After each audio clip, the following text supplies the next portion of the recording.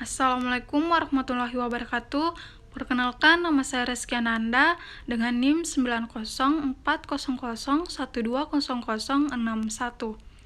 Dalam video kali ini saya akan membahas tentang sistem perpajakan Indonesia dan konsep perpajakan menurut Islam.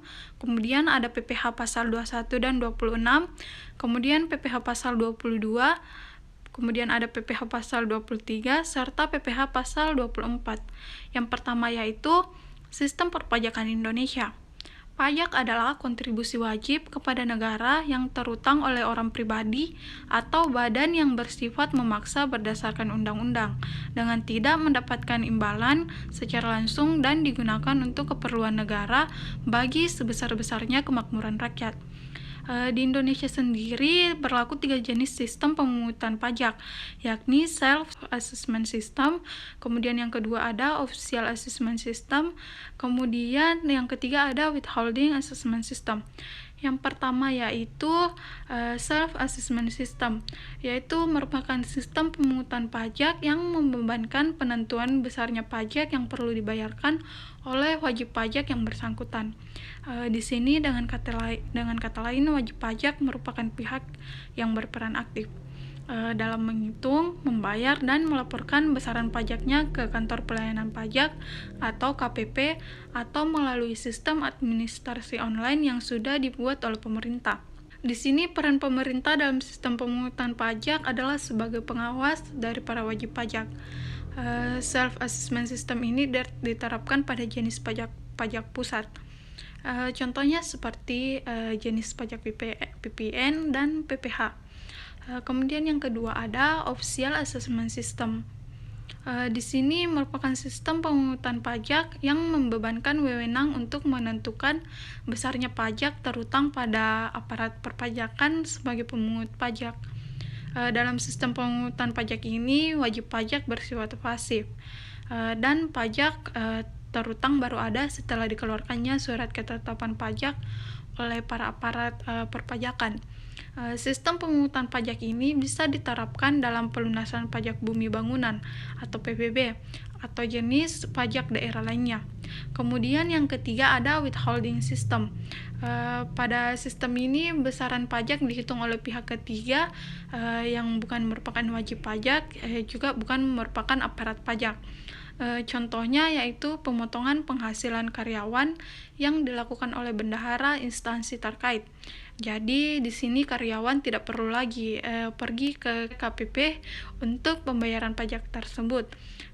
Jenis pajak yang menggunakan withholding system ini di Indonesia yaitu ada PPh pasal 21, kemudian PPh pasal 22, PPh pasal 23, serta PPh final pasal 4 ayat 2 dan PPN.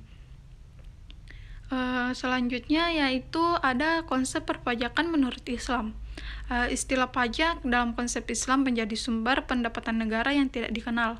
Oleh karena itu, para ulama berbeda pendapat mengenai status hukum pajak ditinjau dari konsep hukum Islam.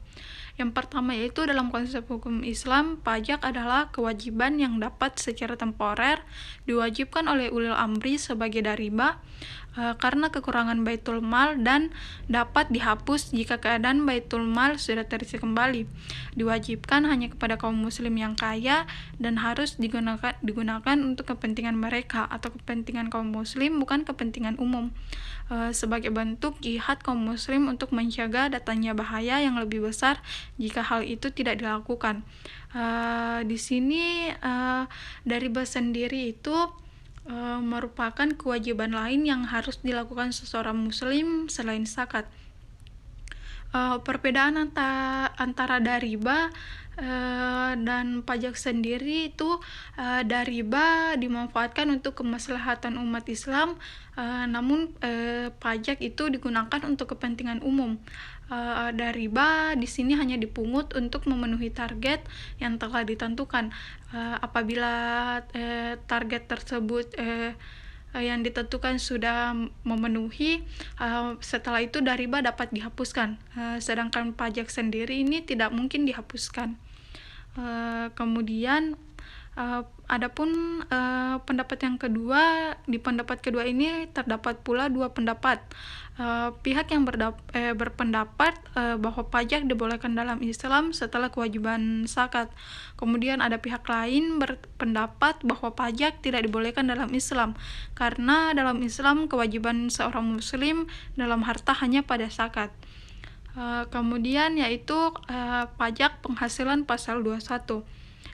Pajak dalam negeri atau PPh pasal 21 adalah pajak atas penghasilan berupa gaji, upah, honorarium, tunjangan, dan pembayaran lain dengan nama dan dalam bentuk apapun sehubungan dengan pekerjaan atau jabatan, jasa, dan kegiatan yang dilakukan oleh orang pribadi subjek pajak dalam negeri, sebagaimana yang dimaksud dalam pasal 21 Undang-Undang Pajak Penghasilan.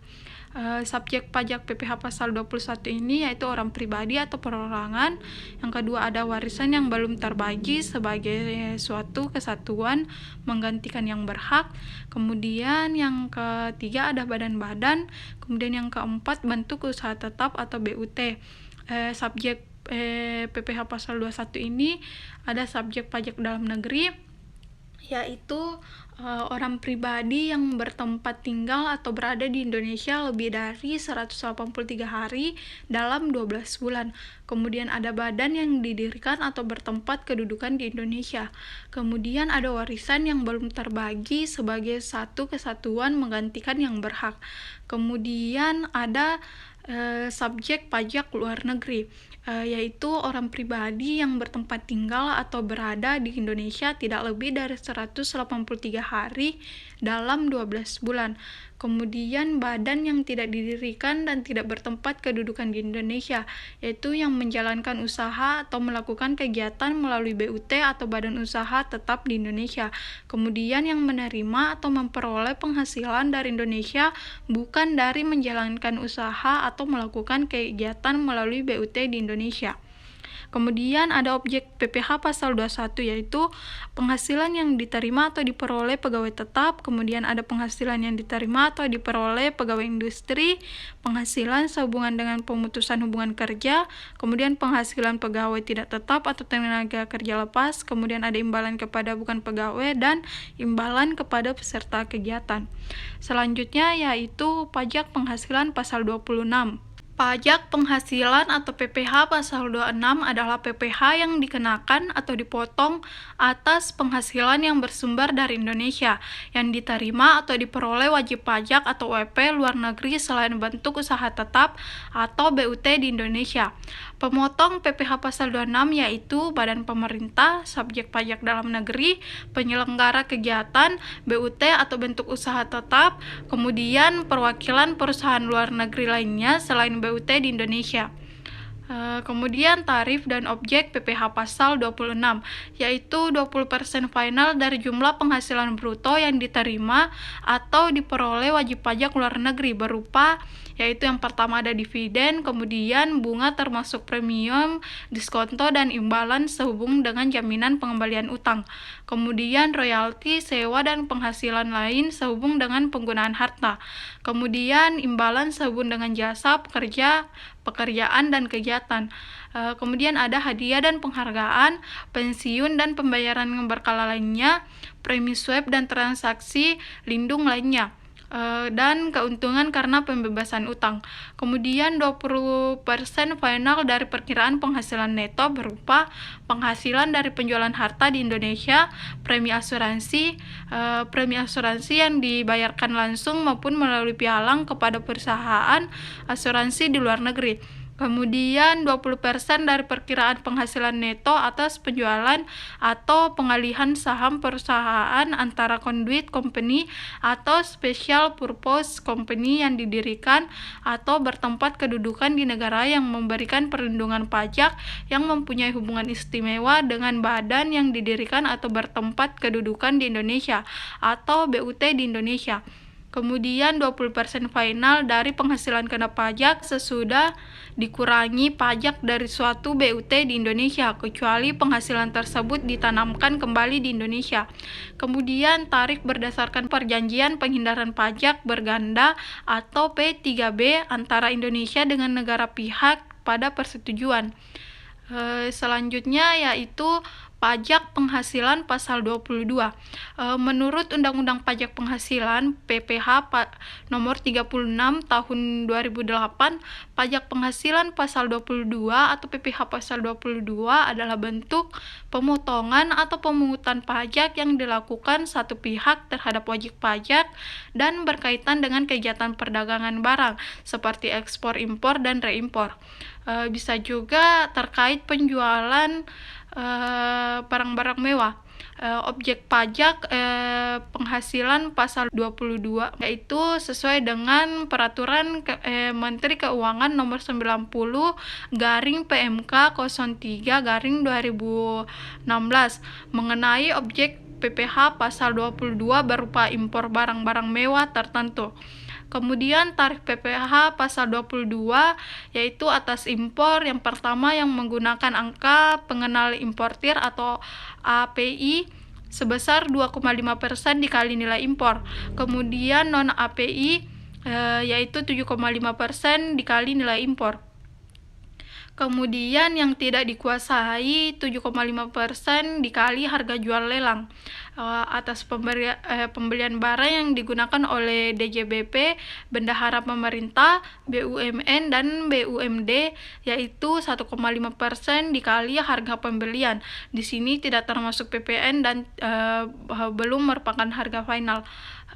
Kemudian atas penjualan hasil produk ditetapkan berdasarkan keputusan Direktur Jenderal Pajak, yaitu yang pertama kertas senilai 0,1% dikali dengan DPP PPN, kemudian semen 0,25% dikali DPP PPN, kemudian baja yaitu 0,3% dikali DPP PPN, kemudian ada otomotif 0,45% dikali DPP PPN.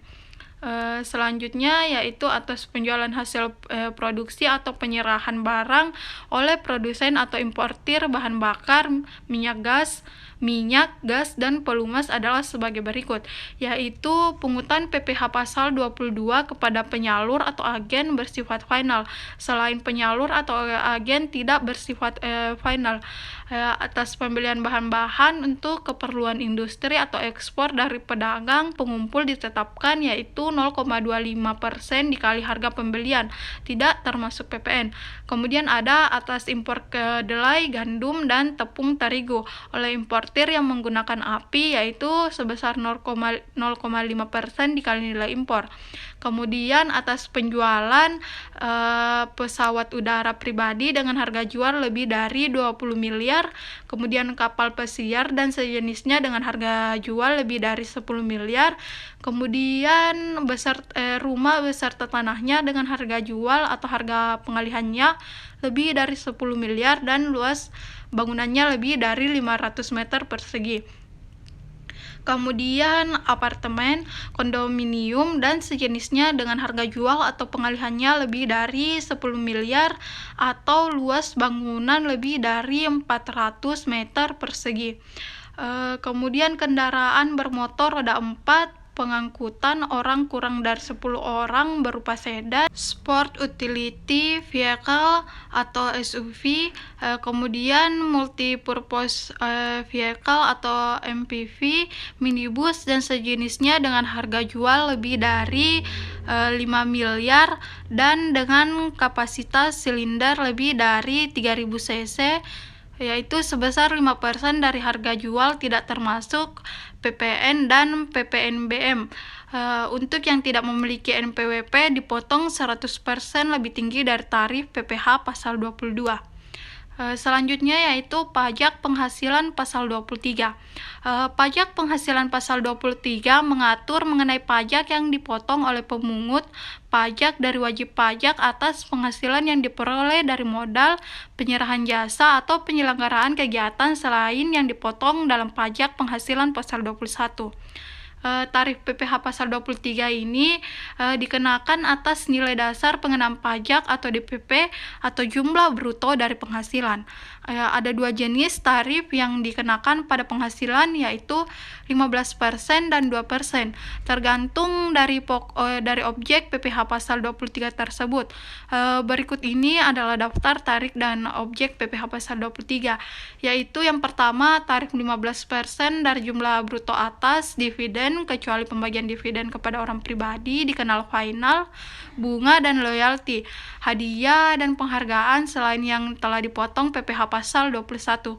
Kemudian ada tarif 2% dari jumlah bruto atas sewa dan penghasilan lain yang berkaitan dengan penggunaan harta kecuali sewa tanah dan atau bangunan. Kemudian tarif 2% dari jumlah bruto atas imbalan jasa teknik, jasa manajemen, jasa konstruksi, dan jasa konsultan.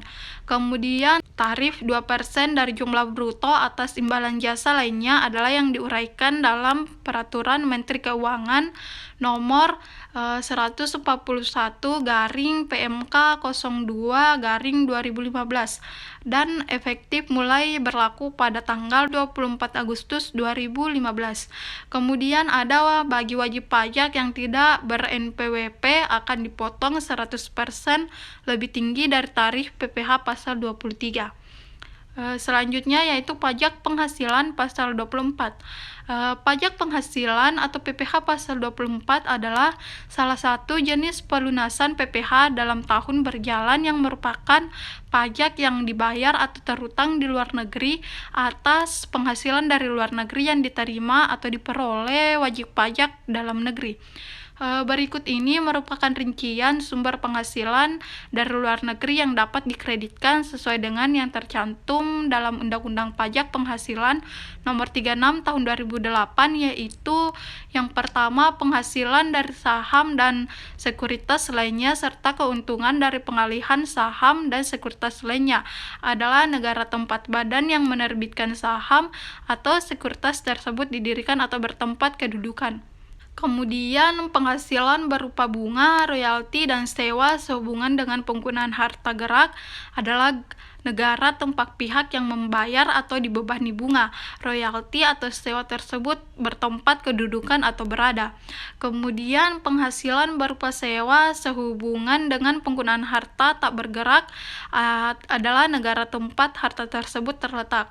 Kemudian penghasilan berupa imbalan sehubungan dengan jasa, pekerjaan, dan kegiatan adalah negara tempat pihak yang membayar atau dibebani imbalan tersebut bertempat kedudukan atau berada. Kemudian penghasilan bentuk usaha tetap adalah negara bertempat bentuk usaha tetap tersebut menjalankan usaha atau melakukan kegiatan. Kemudian penghasilan dari pengalihan sebagian atau seluruh hak penambangan atau tanda turut serta dalam pembiayaan atau permodalan dalam usaha pertambangan adalah negara tempat lokasi penambangan berada. Kemudian keuntungan karena pengalihan harta tetap adalah negara tempat harta tetap berada. Dan yang terakhir, keuntungan karena pengalihan harta yang menjadi bagian dari suatu bentuk usaha tetap adalah negara tempat bentuk usaha tetap berada. Adapun perhitungan PPh pasal 24 yaitu sebagai berikut.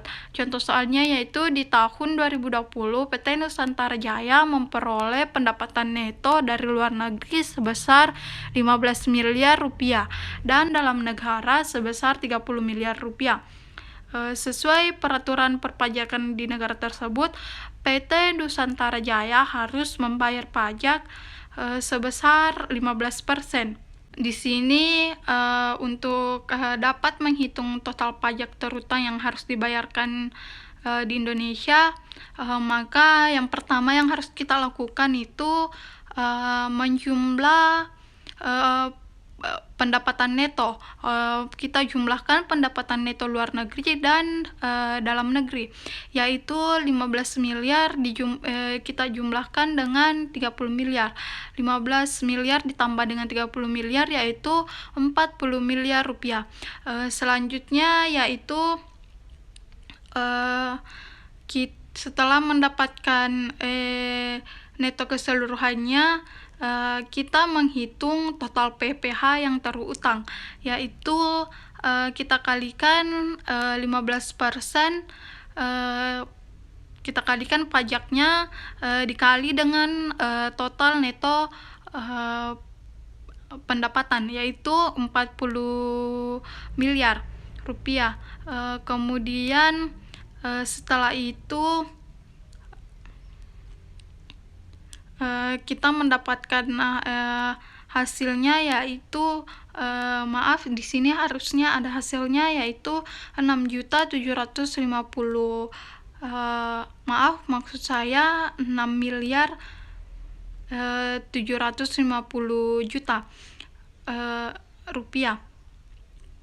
Setelah mendapatkan total PPh yang terutang, maka selanjutnya kita menghitung berapa jumlah pajak maksimum yang dapat dikreditkan dengan menggunakan rumus, yaitu penghasilan neto dari luar negeri dibagi dengan total penghasilan dikali dengan total PPh terutang, yaitu di sini penghasilan neto dari luar negerinya yaitu 15 miliar, kemudian dari dalam negerinya 30 miliar, kita bagi 15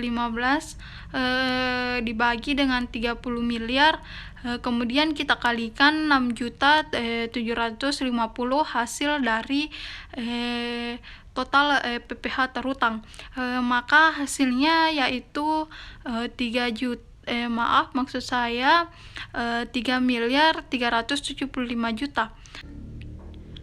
Itulah materi yang sempat saya bawakan. Kurang dan lebihnya mohon dimaafkan. Wassalamualaikum warahmatullahi wabarakatuh.